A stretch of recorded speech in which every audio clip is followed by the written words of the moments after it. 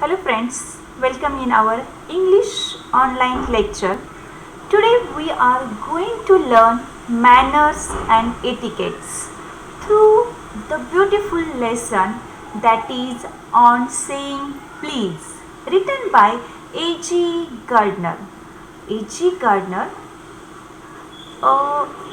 Alfred George Gardner, 1865 to 1946. He started his literary career as a journalist, and he was an English journalist, editor and author. Through his writing, he tried to teach a basic truth of the life in an easy and humorous manner. म्हणजे अतिशय सोप्या आणि विनोदी पद्धतीने त्यांनी basic truth लाईफचे सांगण्याचा प्रयत्न केला आहे. The theme of the lesson on saying please is a courtesy, civility and morality. Okay, now let's see first extract. The young liftman in a city office who threw a passenger out of his lift the other morning and was fined for the offense was undoubtedly in the wrong. It was a question of please. The complainant entering the lift. Okay, here is a one young man, a liftman in a city office who threw a passenger. की एक liftman आहे, त्यांनी पॅसेंजरला directly लिफ्टमधून through out करून टाकलं. व्हाय? की तो त्याला फक्त टॉप न म्हणता please, only saying a please, a complaint entering the lift. त्याचं म्हणणं होतं की तुम्ही मला फक्त टॉप म्हणू नका, तर काय म्हणा, मला प्लीज हा शब्द वापरा, असं लिफ्टमॅनचं म्हणणं होतं. पण ते पॅसेंजर सेड टॉप ओनली. तो पॅसेंजर फक्त काय म्हटला की top. And the liftman demanded, त्याची डिमांड काय होती की तुम्ही मला काय म्हणायला हवं, टॉप प्लीज म्हणायला हवं. And this concession means request, विनंती केली होती. Being refuse, he not only decline. आणि हे कन्सेशन जी होती, जी रिक्वेस्ट होती, ती काय केली गेली, रिफ्यूज केली गेली, म्हणजे नाकारली गेली. फक्त नाकारलीच गेली नाही, तर decline to comply with the instructions, आणि इग्नोर केली गेली, दुर्लक्षित केली गेली. But hurl the passenger out of the lift. Hurl new word आहे की जो धक्का देणे. लिफ्टमॅनने त्या पॅसेंजरला डिरेक्टली धक्का दिला. And this of course was carrying a comment on manner. Obviously please म्हणणं, सॉरी म्हणणं, थँक्यू म्हणणं, it's a part of our manners. आणि फक्त सेड टॉप एवढं बोलल्यामुळं लिफ्टमॅनला इगो हर्ट झाला, किंवा त्याला त्याचं स्टेटस दाखवलं गेलं, किंवा त्याला असं वाटलं की आपला इन्सल्ट केला गेला. त्यावर तो काय म्हटला की डोंट से ओनली टॉप, तर से मी प्लीज, टू फार डिस्कर्टसी, म्हणजे गैरवर्तवणूक करण्याचा प्रकार झाला. Is not a legal offence. हा गुन्हा आहे का? एखाद्याशी गैरवर्तवणूक करणं किंवा बॅड मॅनर्स करणं हा गुन्हा आहे का? And it does not excuse assault and battery. Assault means हातापाई करणे किंवा मारामारी करणे. Same meaning as a battery, attack करणं. बॅटरी मीन्स हातापाई करणं. If a burglar breaks into my house. एखादा बर्गलर म्हणजे एखादा चोर जर आपल्या हाऊसमध्ये आला, and I knock him down, the law will acquit me. आणि जर मी त्याच्याशी काहीतरी असॉल्ट केलं किंवा बॅटरी हातापाई केली, तर मला लॉ काय करू शकेल, ॲक्विट करू शकेल. ॲक्विट म्हणजे मला माफ करू शकेल किंवा मला सोडून देईल. कारण का की तो बर्गलर, चोरने माझ्या घरात एंट्री केलेली आहे, त्याच्यावर मी त्याला नॉक करू शकतो, त्याच्यावर अटॅक करू शकतो फॉर प्रोटेक्शन टू मी, किंवा माझ्या सेफ्टीसाठी मी हे करू शकतो. आणि त्यावर मला लॉ काय करणार आहे, ॲक्विट करणार आहे. And if I am physically assaulted, आणि मी काय करू शकल, त्याला फिजिकली ॲझॉल्ट पण करू शकल. म्हणजे हे मला काय आहे, ही परमिट आहे, किंवा मला हे परमिशन मिळालेली आहे की आपल्या घरात जर एखादा चोर घुशिरलेला असेल, तर आपण त्याला काय करू शकतो, फिजिकली ॲझॉल्टेड करू शकतो, किंवा ॲज अ बॅटरी करू शकतो, म्हणजे हातापायी करू शकतो, त्याला परमिशन आहे. कारण का फिजिकली एक्झॉल्टेड झालेला असेल तरी काही प्रॉब्लेम नाही. कारण permit me to retaliate means की एक प्रकारे अटॅक करणारा. या ठिकाणी जे अटॅक केले त्या अटॅकला परमिट केलेलं आहे. ओके, मी आपल्या सेल्फ डिफेन्ससाठी किंवा आपण आपल्या प्रोटेक्शनसाठी जर अटॅक केला तर तो आपल्यासाठी इट्स ॲक्विट होऊ शकतो. लॉकडनं तो आपल्याला ॲक्विट होईल, म्हणजे या ठिकाणी ते ग्राह्य धरलं जाऊ शकेल. पण बॅड मॅनर्स फील झाल्यानंतर हे तरी नाही, याला कोणताही लॉ नाही आहे. आणि तेही कुठपर्यंत, बर्गलर शिरल्यानंतर विथ रिझनेबल व्हायलन्स. म्हणजे एखाद्याने आपल्याला धक्काबुक्की केली तर आपण डिरेक्टली कोणाचं मर्डर नाही करू शकत. म्हणजे रिझनेबल, मर्यादित व्हायलन्स, थोड्या प्रमाणामध्ये आपण काय करू शकतो, हातापायी करू शकतो, किंवा आपल्या सेल्फ प्रोटेक्शनसाठी म्हणजे बचावासाठी आपण हातपाय चालवू शकतो, किंवा थोडंफार मारामारीही करू शकतो. It does this because the burglar and my assailant हा एक वर्ड आलेला आहे बघा, म्हणजे जो अटॅकर आहे, have broken quite definite commands of the law. आणि त्यांनी काय केलेला आहे, एक लॉ तोडलेला आहे. तो इनडिरेक्टली विदाऊट परमिशन माझ्या हाऊसमध्ये शिरला असेल तर त्यांनी काय केलेलं आहे, लॉ ब्रोकन केला आहे. But no legal system could attempt to legislate against the bad manner. आणि अशी लेजिस्लेट म्हणजे कोणताही लॉ नाही आहे, किंवा कोणताही लेजिस्लेट मीन्स लॉ किंवा कायदा, असा कोणताही कायदा नाही आहे की अगेन्स्ट द बॅड मॅनर्स. तुम्ही बॅड टॉकिंग केलं किंवा बॅड मॅनर्स केलं, saying without saying please, without saying sorry, thank you, असे कोणते वर्ड्स फॉलो नाही केले, किंवा एक बॅड बिहेव केलं, बॅड टॉकिंग केली, किंवा टोनिंग आपलं हाय लेवलनी वापरलं, तर याच्यावर कोणताही लेजिस्लेट, कोणताही कायदा नाही आहे अगेन्स्ट बॅड मॅनर्सबद्दल. ऑर कुड sanctions the use of violence. आणि अशा पद्धतीने आपण व्हायलन्स करू शकत नाही, असं कोणत्याही कायद्यात बसत नाही, किंवा कोणत्याही ठिकाणी अशा प्रकारचं लॉ अस्तित्वात नाही आहे बॅड मॅनर्सच्या विरोधात. Against something which it does not itself recognise as a legally punishable offence. आणि याच्यावरती कोणत्याही प्रकारची लिगली पनिश होऊ शकत नाही बॅड मॅनर्सच्या विरोधामध्ये. बॅड मॅनर्स केलं किंवा पोलाइटली बोललं नाही म्हणून कोणताही गुन्हा होऊ शकत नाही.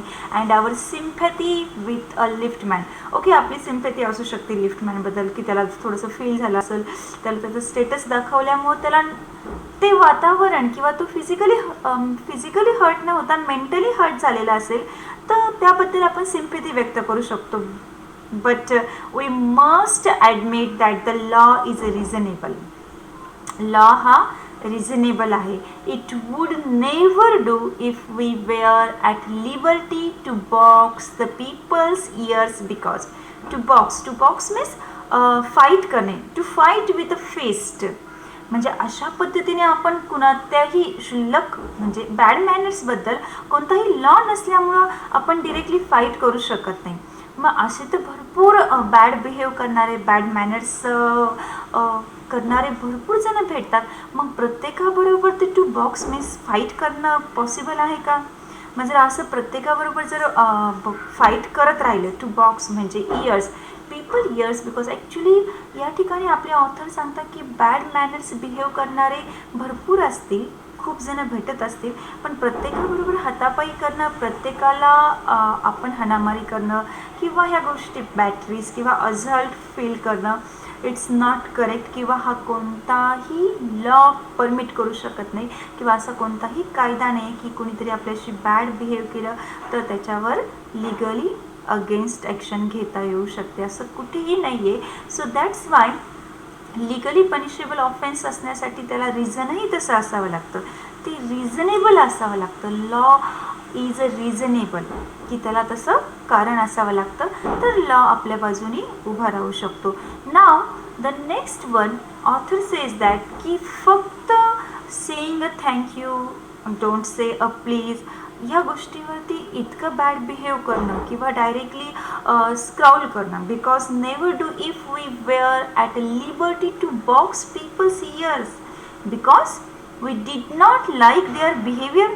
म्हणजे कुणाचं तरी बिहेवियर आपल्याला लाईक झालं नाही तर आपण डायरेक्टली फाईट करावी. बॉक्स टू बॉक्स म्हणले फाईट टू द फिस्ट, की आपण लगे हातापायावरती किंवा बॅटरी मारामारीवरती उतरणार का? Because we did not like the behaviour. कारण का बिहेवियर आवडलं नाही म्हणून डायरेक्टली फाईट करणं हे तर कोणत्याही लॉमध्ये बसत नाही. Or the tone of their voices, की एखाद्याचा व्हॉइसचा टोन आपल्याला आवडला नाही. ऑर द स्क्राउल, म्हणजे स्क्राउल मीन्स त्याच्या असणाऱ्या फेशियल एक्सप्रेशन आवडलं नाही. स्क्राउल अँग्री एक्सप्रेशन, त्याच्या फेसिंगवरती जर अँग्री एक्सप्रेशन असेल तर आपण त्याला स्क्राउल म्हणतो. On their faces our face would never be ideal. म्हणजे जर असं असेल कुणाच्या फेसिंगवरचे एक्सप्रेशन्स जर आपल्याला आवडले नाही किंवा ते अँग्री एक्सप्रेशन असेल आणि किंवा एखाद्याचा टोन जो आहे बोलण्याचा तो जर आपल्याला we did not like it, तर असं असेल तर मग काय होऊ शकेल? आपले जे फिस्ट आहे, आपले हँड तर कधीच आयडियल काम करू शकणार नाही. ते कंटिन्युअसली काय करत राहील? हाणामारीवरतीच उतरणार. कारण आपल्याला बॅड बिहेव करणारे खूप सारे भेटतात, फेशियल एक्सप्रेशन बॅड असणारेही खूप जण भेटतात, की स्क्राउल फेशियल एक्सप्रेशन असणारे. And the gutters of the city would run with a blood all day. आणि जर आपण अशा प्रकारे जर आपलं धोरण ठेवलं तर आपल्या सिटीमध्ये असणारे जे गटर्स आहे, gutters of the city would run with blood all day. हे कशाने व्हायला सुरू होतील आपले गटर्स? हे ब्लडनी म्हणजे रक्ताने व्हायला सुरू होतील. कारण जर प्रत्येक गोष्टीवर असे हाणामारीवर उतरणार असेल, एखाद्या बॅड बिहेव करणाऱ्यावरती आपण हल्ला करणार असेल, मारामारी करणार असेल, तर आपले जे गटर्स आहेत तर ते ब्लडने रन होतील. I may be as uncivil as I may please and the law will protect me against the violent retaliation. आता रिटेलिएशन्स म्हणजे आपण एक प्रतिहल्ला करू शकतो, म्हणजे आपल्यावर कोणीतरी हल्ला करते, कोणीतरी अटॅकर आहेत आणि आपण आपल्या सेफ्टीसाठी म्हणून रिटॅलिएशन करू शकतो, अटॅक करू शकतो, प्रतिहल्ला करू शकतो. और बुरिश, बुरिश मीन्स रूड बिहेव करणं. And there is no penalty to pay except the penalty of being written down and ill-mannered fellow. म्हणजे एखाद्याने आपल्याशी मॅनर्सली बिहेव नाही केला तर त्या ठिकाणी किंवा कोणीतरी बुरिश असेल, रूड बिहेव केला, रूडली वागलं, तर त्या संदर्भात कोणत्याही प्रकारची पेनॉल्टी या ठिकाणी चालत नाही. तुम्ही रूड बिहेव करताय, अँग्रीली बिहेव करताय, तर असा कोणताही कायदा नाही की तुम्हाला काय होऊ शकेल, तुम्ही क्राईम किंवा गुन्हेगार म्हणून सिद्ध होऊ शकाल. म्हणून फक्त बॅड बिहेव किंवा रूड बिहेव याबद्दल किंवा इल मॅनर्ड फेलो, की फेशियलवरती अतिशय रूडली बिहेव करणारा, अँग्री बिहेव करणाऱ्यावरती कोणत्याही प्रकारचा क्राईम लागू होत नाही, त्याला कोणत्याही प्रकारे पोलीस अरेस्ट करू शकत नाही. The law does not compel me to say please. आणि कोणताही लॉ आपल्याला तुम्ही प्लीज बोला, तुम्ही पोलाइटली बोला असं कोणत्याही लॉमध्ये सांगितलं नाही. ऑर टू अट्यून, अट्यून हा एक शब्द यूज केला आहे म्हणजे ठीक किंवा politely behave. My voice to other people sensibility any more than it. Actually की माझा व्हॉइस हा सेन्सिबल असावा किंवा संवेदनशील असावा, इतरांना तो हार्श नसावा, की तो भांडणावर उतरणारा नसावा, माझा व्हॉइस हा कसा अट्यून असावा असं कोणत्याही लॉमध्ये सांगितलेलं नाही. त्यामुळं आपण किती बिहेव करायचं. फॉर एक्झाम्पल आपले ऑथर सांगतात की it says that I shall not wax my moustache. मला कसं राहायचं, मी माझ्या मुस्टॅश काढणार नाही किंवा ऑर डाय माय हेअर, मला माझी हेअर डाय करायची की नाही, किंवा or wear the ringlets down my back, मला माझ्या बॅक साईडनी रिंगलेट्स केस वळवून ठेवायचे की नाही. It does not recognise the lacerations of our feelings as a case of compensation. असं कोणत्याही प्रकारे कायदा नाही किंवा लेसरेशन्स नाही, कंपल्शन नाही आहे की मी कसं राहावं. हे आपण फ्री, कोणतेही कायदे सांगितलेले नाही की तुम्ही मुस्टॅश काढू नका किंवा काढा, किंवा तुम्ही रिंगलेट केस मोठी करा किंवा करू नका, किंवा हेअर डाय करा किंवा करू नका, असं कोणत्याही कायद्यात सांगितलेलं नाही आहे. त्यामुळे या ठिकाणी हे स्वातंत्र्य आहे, याच्याबद्दल कोणतंही कंपेन्सेशन नाही, कोणतीही भरपाई नाही. तुम्हाला हवं तसं तुम्ही राहू शकता, किंवा तुम्ही असे राहिले नाही तर तुमच्यावर क्राईम केल्याचं निष्पन्न होईल किंवा सिद्ध होऊ शकेल तुम्ही क्राईम करताय. असं कोणताही लॉ नाही की तुम्ही असे राहिलात तर तुम्हाला अशा पद्धतीने क्राईम रिपोर्टमध्ये नोंद होईल किंवा तुम्ही याला लॉला अगेन्स्ट किंवा लॉ अगेन्स्ट होईल. Now says that I shall not wax my moustache. आणि याच्यावर कंपल्शन नाही, कोणत्या प्रकारे कंपेन्सेशन द्यायची गरज नसती. There is no allowance for moral and intellectual damages in these matters. इथे कोणत्याही प्रकारचे मॉरल्स किंवा इंटेलेक्च्युअल डॅमेजेस असं काही नाही. हे मॅटर्स जे आहे ॲज अ पर्सनल हा राईट आहे की याच्यावर तुम्हाला चॉईसेस आहे. हे कोणत्याही लॉमध्ये असं लिहिलेलं नाही की तुमच्यावरती क्राईम असं सिद्ध होऊ शकेल. This does not mean that the damages are negligible. आणि ह्याच्यामध्ये कोणत्याही प्रकारे डॅमेजेस होईल किंवा ते निग्लिजिबल केलं जाईल. तुम्ही हार्श बिहेव करताय, रूडली बिहेव करताय म्हणून तुम्ही क्राईम करताय असं कुठेही लॉमध्ये नाही, किंवा तुम्ही पोलाइटलीच बिहेव करायला हवं असंही कुठे लॉमध्ये सांगितलं नाही. It is a probable that the liftman was much more acutely hurt. Okay, जर लिफ्टमॅन खूप हर्ट झालेला असेल, ओके, त्याचा हर्ट झाला, दुखावला गेला by what he regarded as a slur. Slur means की त्याला दर्जा दाखवला गेला, त्याला असं वाटलं upon is a social standing. ह्या सोसायटीमध्ये किंवा ह्या सोशल स्टँडिंगमध्ये मला स्लर केलं गेलं, मला माझा दर्जा दाखवला गेला असं जर त्याला वाटलं असेल, हे फील झालं असेल, तर तो सिरियसली ॲक्युटली हर्ट झाला असेल. आणि ऑब्वियसली तो जर ॲक्युटली हर्ट झाला असेल तर only sympathy for him, but not ill mannered that he would have been if he had kick on the shin. आता या ठिकाणी असं म्हटलं आहे बघा, जर एनीबडी हॅव म्हणजे फिजिकल तुम्ही हर्ट केलं, it may be cure, but mentally hurt केल्यानंतर त्याला खूप वेळ लागतो. म्हणून असं म्हटलं जातं बघा, physically hurt more than sensible for mentally hurt, की मेंटली हर्ट आहे जे खूप जास्त घाव देऊन जातं.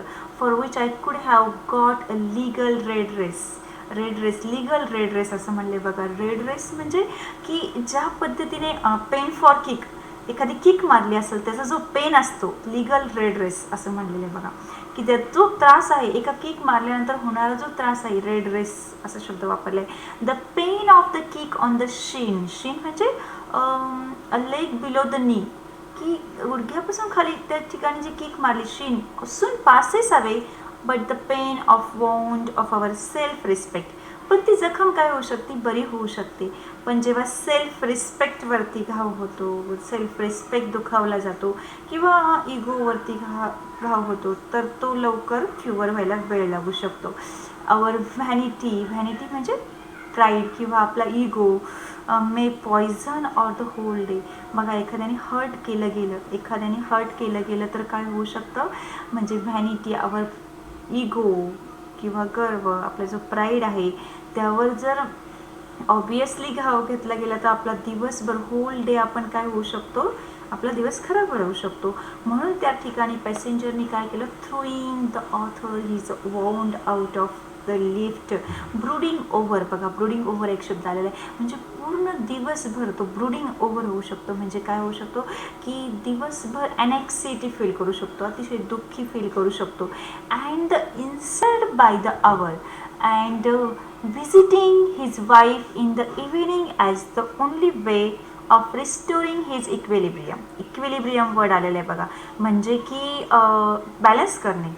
म्हणजे तो इव्हिनिंगला वाईफकडे गेल्यावर, म्हणजे जेव्हा इव्हिनिंगला घरी जाणार तेव्हा तो वाईफवरतीही याचं इक्विलिब्रियम म्हणजे बॅलन्स करण्यासाठी तो अँगर तो काय करणार, वाईफवरती काढणार. मग तसं काहीतरी होऊ नये, दिवसभर ब्रुडिंग ओव्हर होण्यापेक्षा, म्हणजे दिवसभर ॲनेक्सिटी फील होण्यापेक्षा, इन्सल्ट फील होत राहण्यापेक्षा किंवा इव्हिनिंगला घरी जाऊन परत वाईफवर तो अँगर निघण्यापेक्षा, म्हणजे हे सगळं इक्विलिब्रियम करण्यासाठी, रिस्टोरिंग हिज इक्विलिब्रियम असं म्हणले, हे सगळं करण्यासाठी होऊ नये म्हणून त्याने काय केलं, त्याचा राग त्या क्षणी तो काढून टाकला आणि थ्रोन अवे करून टाकलं लिफ्टमधून त्या पॅसेंजरला. For there are few things more catching than a bad temper. आता या ठिकाणी काय म्हणलं आहे बघा, की ऑब्वियसली हे बॅड टेम्पर आहे. इतकं व्यक्तीने शॉर्ट टेम्पर्डही नसावं. आपण जे काय करत आहोत त्याच्यावरती आपला कंट्रोलिंग असावं. आपल्या अँगरवरती, आपल्या इमोशन्सवरती, आपल्या फिलिंग्सवर आपलं कंट्रोल असायला हवं. या ठिकाणी जो लिफ्टमॅन आहे, त्या लिफ्टमॅनचा जो बॅड टेम्पर दिसतोय की त्यांनी ज्या पद्धतीने थ्रोन अवे करून टाकलेला आहे त्या पॅसेंजरला लिफ्टमधून, आणि फक्त only without saying a please. फक्त प्लीज न म्हटल्यामुळं अँड द बॅड मॅनर्स, एक bad tempers and bad manners हे काय आहे, खूप घातक दाखवलेले आहे. या ठिकाणी आपल्याला ऑथर सांगता की बॅड टेम्पर आणि बॅड मॅनर्समुळे काय होऊ शकतं, लोकांमध्ये मिक्सिंग होणं, सोशल स्टेटसला ह्या गोष्टी सुटेबल होत नाही. व्हेन एक एक्झाम्पल सांगितले बघा E.G. गार्डनर यांनी आपल्याला, when the sir Anthony Absolute bullied captain Absolute. बघा हे इथे यांनी सांगितले की जेव्हा सर अँथोनी ॲब्सोल्यूट जे आहे त्यांनी ब्लीड केलं गेलं किंवा ब्लीड केलं गेलं. कोणाला ब्लीड केलं गेलं, आता ब्लीडचं मिनिंग इथं अतिशय बॅड बिहेव करणे किंवा वाईट वागणे. ते कुणाशी वाईट वागले, कॅप्टन ॲब्सोल्यूटशी. Obviously the latter went out the bullied his man, आणि कॅप्टन ॲब्सोल्यूट हे कुणाशी ब्लीड वागले की त्यांच्या ज्युनियरशी. जसे सर अँथोनी ॲब्सोल्यूट हे कॅप्टन ॲब्सोल्यूटशी ब्लीड वागले, तसेच ॲब्सोल्यूट कॅप्टन ॲब्सोल्यूट ही ब्लीड वागले हिज मॅन फॅगशी. And fag whenever fag went out the downstairs and kicked the page boy. आणि ज्या पद्धतीने ते फॅग हे डाऊनस्टेअर होऊन गेले, पायऱ्या उतरून जेव्हा खाली गेले, तर त्यांनी कुणाला किक मारली, तर डायरेक्टली लात मारली त्यांच्या त्या पेज बॉयला. तिथं असणारे पेज बॉय म्हणजे ज्या ठिकाणी त्यांच्या ज्युनियर असणारा जो पेज बॉय असतो त्यावर किक मारली. Probably the man who said the talk to the liftman. बघा कशा पद्धतीने चेन असते बघा, एकाचा अँगर दुसऱ्यावर निघतो, दुसऱ्याचा अँगर, म्हणजे शॉर्ट टेम्पर किंवा बॅड टेम्पर असणं किंवा बॅड मॅनर्स असणं कसं बिहेव करत जातं बघा. आणि अशाच पद्धतीने त्या पेज बॉयलाही त्यांनी किक मारलेली असते. प्रोबॅबली लिफ्टमॅनचं एक्झाम्पलसाठी हे त्यांनी या ठिकाणी अनदर एक्झाम्पल देऊन ते क्लिअर करण्याचा प्रयत्न केला E.G. गार्डनरांनी. Probably the man who said top, फक्त काय म्हटलेलं आहे, प्रोबॅबली फक्त टॉप म्हटल्यामुळं लिफ्टमॅन काय झाले, अँग्री झाले. Was really only getting back on his employer who had not said good morning to him because he himself had been henpecked at breakfast by his wife.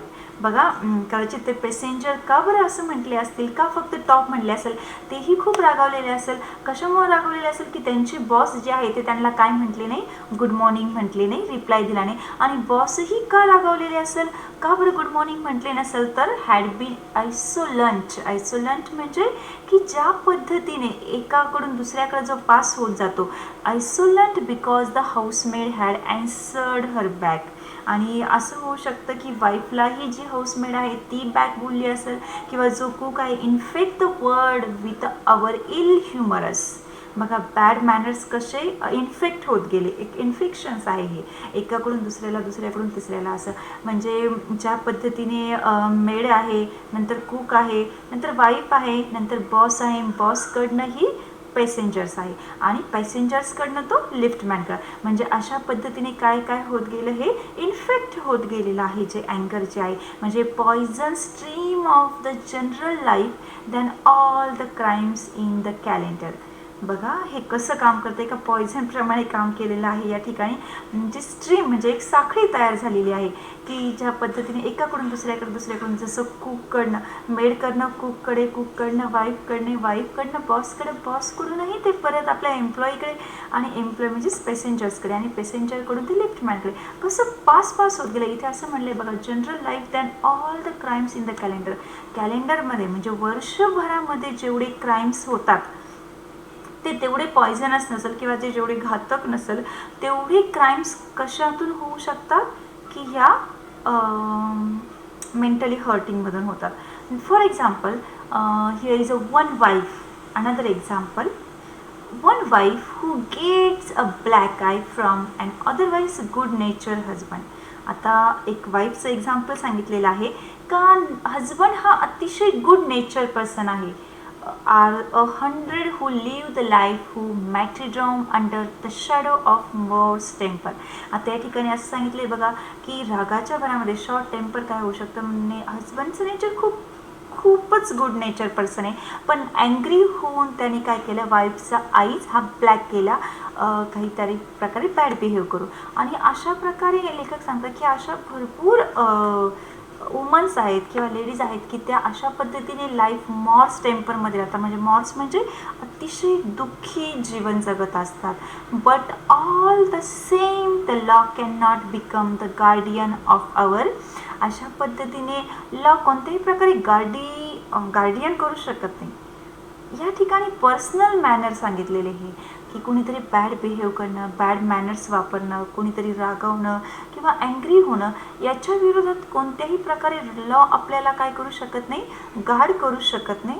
And हे bad manners आहे. One wife जे example सांगितले one वाईफचं, हे कशाबद्दल आहे की हे bad मॅनर्सबद्दल, आणि हे ऑब्वियसली पर्सनल मॅटर्स म्हणजे प्रायव्हेट मॅनर्समध्ये येतात आणि याबद्दल आपल्याला लॉ डिफेन्स करू शकत नाही. नो डेकलॉग हा शब्द आला का. डेकलॉग मीन्स 10 लॉज इन द बायबल्स, की जे बायबलमधले 10 नियम आहे ते पण काय करू शकत नाही. Would cover the vast area of offence and no court would administer a law which govern our social civility, our speech, the tilt of our eyebrows and all our moods and manners. बघा, ते डेकलॉग असं म्हणलेले म्हणजे जे बायबलचे 10 नियम आहेत ते 10 नियमांमध्येही असं कोणत्याही प्रकारे सांगितलेलं नाही की प्रायव्हेट मॅनर्समध्ये किंवा तुम्ही मेंटली हार्श झाले म्हणून तुम्हाला त्या लॉमध्ये काहीतरी सांगितलं आहे की याच्यावर अगेन्स्ट क्राईम म्हणून गुन्हा नोंदवता येऊ शकतो, असं कुठेही नाही आहे. या ठिकाणी तसा उल्लेख लॉमध्ये सांगितलेलंच नाही. हे 10 नियमांमध्ये, जे बायबलचे 10 नियम आहे त्यामध्ये हे उल्लेख केलेलाच नाही आहे की कशा पद्धतीने प्रायव्हेट मॅनर्समध्ये लॉ आपल्याला हेल्पफुल होऊ शकेल किंवा नाही. तर अशा पद्धतीने सोशल सिव्हिलिटीजमध्ये आवर स्पीच, आपले बोलण्याची पद्धत असेल, किंवा tilt our the eyebrows, tilt म्हणजे आपल्या आयब्रोजवरती ज्या रेषा उमटणं म्हणजे अतिशय अँग्री होणं, किंवा all our moods and manners, आपल्या मूड्सवर किंवा मॅनर्सवरती हे डिपेंड नसतं. या ठिकाणी लेखक आपल्याला अतिशय उत्कृष्टपणे सांगतं बघा की हे बायबलच्या कोणत्याही नियमांमध्ये नाही, जे 10 नियम सांगितलेले आहे त्या बिहेवियरच्या नियमांमध्ये हे कुठेही उल्लेख केलेला नाही की कोणीतरी बॅड मॅनर्सनी वागलं किंवा हे प्रायव्हेट मॅनर्समध्ये येणाऱ्या गोष्टी आहेत तर ह्याच्या विरोधात क्राईम होऊ शकत नाही, कोणताही गुन्हा नोंदवला जाऊ शकत नाही. त्यामुळं अँग्री होणं किंवा एखाद्याशी बॅड बिहेव करणं, रूड बिहेव करणं यामध्ये कोणत्याही प्रकारे क्राईम नाही आहे किंवा हा याच्यासाठी कोणताही लॉ डिफेन्स होऊ शकत नाही. But though we are bound to endorse, बघा एक नवीन वर्ड आलेला आहे इंडोर्स. इंडोर्स म्हणजे एक्सप्रेस सपोर्ट, आपण फक्त एक्सप्रेस करू शकतो आपला सपोर्ट. आपल्याला जर सिम्पॅथी वाटली, कोणीतरी खूपच बॅड बिहेव केलं एखाद्याबरोबर, तर आपण त्याला इंडोर्स करू शकतो, एक सपोर्ट फील करू शकतो किंवा त्याला व्हर्डिक्ट करू शकतो, म्हणजे एक जजमेंट की नाही असं करायला नको होतं, एवढं सिम्पॅथी बोलू शकतो, फक्त सिम्पॅथी देऊ शकतो, सिम्पॅथी विथ हिम. अदरवाईज आपण या ठिकाणी कोणताही लॉ किंवा क्राईमचा आपण जजमेंट करू शकत नाही. While it is true that there is a no law that compel us to say please, आणि प्लीज म्हटलं नाही म्हणून कोणत्याही लॉमध्ये कंपल्सेशन नाही किंवा कोणत्याही प्रकारे भरपाई नाही किंवा कोणताही गुन्हा नाही. There is a social practice much older and much more scared than any law which enjoins us to be a civil and the first requirement of civility.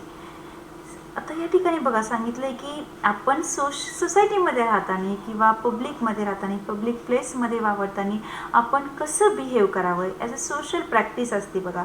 आपण किती इल मॅनर्ड वापरावे किंवा किती सिम्पॅथी यूज करावी, कशा प्रकारे वर्ड्स यूज करावे, please, sorry, thank you हे वर्ड वापरावे की नाही. While there is a true, ह्याच्याबद्दल कोणताही लॉ नाही आहे, कोणताही लॉ कंपेल करू शकत नाही का तुम्ही हे प्लीज वर्ड वापरायला हवे. त्यामुळे ज्या पॅसेंजर प्लीज म्हटला नाही म्हणजे हा खूप मोठा त्यांनी क्राईम केला असं काहीच नाही आहे. तर तो प्लीज म्हटला नाही म्हणून त्याला थ्रो अवे करण्यात आलं फ्रॉम द लिफ्ट. हे लिफ्ट मनचं एक त्याला पेनॉल्टी होते किंवा त्याला फाईन होतो हे तर करेक्ट आहे, कारण तोने काय केलं आहे, इल मॅनर्ड केले की बॅड बिहेव केलेला असेल. म्हणजे ह्या पद्धतीने तो कोणत्याही प्रकारे ॲक्विट करणे किंवा त्याला सोडून देणं असं त्याचे बिहेवियर नाही. Is that we should acknowledge a service, please and thank you are a small change with which we pay our way as a social being. They are the little courtesies by which we keep the machine of life oiled and running sweetly. बघा, एखाद्या मशीनमध्ये जर oil टाकलं गेलं किंवा greasing केलं गेलं तर ते मशीन खूप रनिंग स्वीटली करतं, खूप चांगल्या प्रकारे काम करायला लागतं. तसेच आपल्या आयुष्यामध्ये हे प्लीज, सॉरी, सेइंग थँक्यू हे जे वर्ड आहे हे त्या ऑइलचं काम करतं. बघा, अतिशय छान प्रकारे रिलेशन होता, एक फ्रेंडली नेचर तयार होऊ शकतं. म्हणजे आपले जे मॅनर्स आहेत ते किती इम्पॉर्टंट आहे आपल्या सोशल बिहेवियरमध्ये किंवा ज्या सोसायटीमध्ये आपण राहतो त्या सोसायटीमध्ये ह्या बिहेवियरला खूप इम्पॉर्टन्स आहे. आणि अशा पद्धतीने there are the little courtesies by which we keep. एक कर्टसीज, लिटल कर्टसी म्हणजे एक छोटीशी कृतज्ञता व्यक्त करणं. By which keep the machine of life. म्हणजे किती छान उदाहरण दिलं आहे बघा एजी गार्डनियर यांनी, की जसं पद्धतीने मशीनमध्ये ऑइल काम करू शकतं तशा पद्धतीने हे शब्द काय होऊ शकतात, आपल्या रिलेशनमध्ये चांगल्या पद्धतीने काम करू शकतात. They put our intercourse. Intercourse means आपलं जे डेली रुटीन, आपलं जे कम्युनिकेशन आहे त्या कम्युनिकेशनमध्ये इतक्या चांगल्या प्रकारे हे वर्ड्स जे आहे ते चांगले काम करू शकते की ज्याने लाईफ आपलं फुलफिल होऊ शकतं किंवा विदाऊट एनी ट्रबल होऊ शकतं. अ बेसिस ऑफ हे जे इंटरकोर्स आहे, जे कम्युनिकेशन आहे ते काय होऊ शकतं, अजून चांगल्या प्रकारे सुरळीत होऊ शकतं. अ फ्रेंडली कॉर्पोरेशन होऊ शकतं. आपलं जे कॉर्पोरेशन आहे एकमेकांबरोबरचं ते अतिशय मैत्रीपूर्वक होऊ शकतं या छोट्या छोट्या शब्दांमुळे, की ते खूप चांगल्या प्रकारे काम करू शकतात. And easy give and take. Even daily रुटीनमध्ये आपल्या भरपूर दिनचर्या चालू असतात, भरपूर पब्लिक प्लेसेसमध्ये, even everywhere we meet to each other instead of on the basis of superiors dictating to inferiors. Sometimes आपण सोशल प्लेसेसवरती बघतो बघा किंवा एखाद्या ऑफिसेसमध्ये बघतो, जे सुपेरियर आहे ते डिक्टेटिंग करण्याचा प्रयत्न करतात कुणावर, टू इन्फेरियर्सवरती. म्हणजे वी आर सुपेरियर, की खूप काहीतरी ग्रेट असणाऱ्यांनी आपल्यापेक्षा कमी असणाऱ्यांवरती, आपल्यापेक्षा ज्युनियर असणाऱ्यांवरती डिक्टेटिंग मीन्स एक लोकशाही किंवा या ठिकाणी लोकशाही नाही म्हणता येणार, डिक्टेशन म्हणजे हुकुमशाही. आपण लोकशाही जगात वावरतोय आणि सुपेरियर डिक्टेटिंग टू इन्फेरियर्स हे कसं पॉसिबल आहे की एखाद्या सुपेरियरने हुकुमशाही गाजवायची. जर आपण लोकशाही स्वीकारलेली आहे आणि लोकशाही असताना एखाद्याने हुकुमशाही पद्धतीने आपल्याशी बिहेव करावं हे मान्य होऊ शकत नाही. It is a very vulgar mind. हे काय होऊ शकतं, एक वल्गर माइंड नेचर होऊ शकतं कुणावर तरी हुकुमशाही गाजवणं. That would wish to command where he can have a service for asking. आणि एखाद्यावरती कमांड करणं, आज्ञा सोडणं, ह्या अशा पद्धतीने डिक्टेटिंग करणं हे तर काय होऊ शकतं, सोसायटीमध्ये सुपेरियर नाही आहे किंवा या पद्धतीचं नेचर हे चांगलं नाही. And have it with willingness and good feelings instead of resentment असं म्हटलेलं आहे बघा, की ज्या पद्धतीने एक रिसेंटमेंट म्हणजे ॲंग्री होणं, असं जर वागण्यात आलं तर समोरचा पीपल ऑब्वियसली ॲंग्री होतो. म्हणून या ठिकाणी असे गुड मॅनर्स बिहेव केले पाहिजेत आणि असं आपल्याला एजी गार्डनर यांनी या ठिकाणी सांगितलेलं आहे. नाव we are stop here, remaining part the next lecture we will take up a next lecture. Okay, thank you.